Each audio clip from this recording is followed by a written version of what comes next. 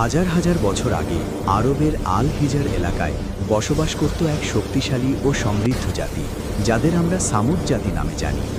স্থাপত্যবিদ্যায় তারা ছিল পৃথিবীর ইতিহাসে অতুলনীয়।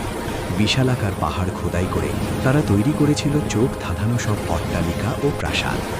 কিন্তু প্রাচুর্য আর শক্তির দাপটে তারা ভুলে গিয়েছিল তাদের স্রষ্টাকে এবং লিপ্ত হয়েছিল মূর্তি পূজা আর চরম অহংকারে।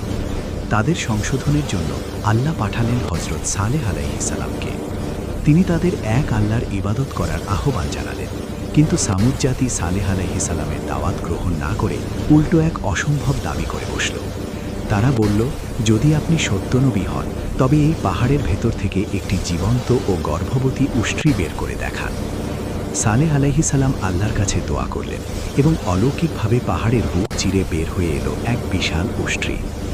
আল্লাহর পক্ষ থেকে শর্ত ছিল, একদিন এই উষ্ট্রী কুয়োর পানি পান করবে এবং অন্যদিন অন্য সবাই পানি পান করবে। কিন্তু উদ্ধত সামুদ জাতি এই অলৌকিক নিদর্শন সহ্য করতে পারল না। তারা ষড়যন্ত্র করে অত্যন্ত নৃশংসভাবে সেই উষ্ট্রীকে হত্যা করল।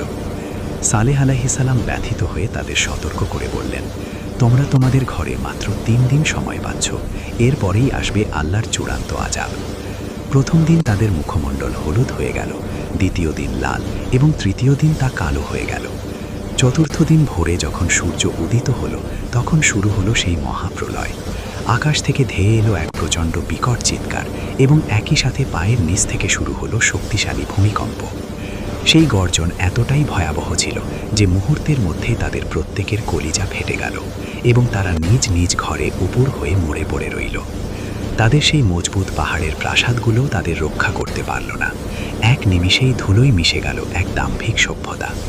আজও মাদারাইন সালেহ বা আল হিজারের সেই জনশূন্য পাহাড়গুলো দাঁড়িয়ে আছে এক নীরব সাক্ষী হয়ে।